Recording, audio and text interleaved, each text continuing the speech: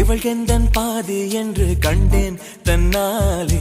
என்னை பார்க்கிறாள், ஏதோ கேட்கிறாள், எங்கும்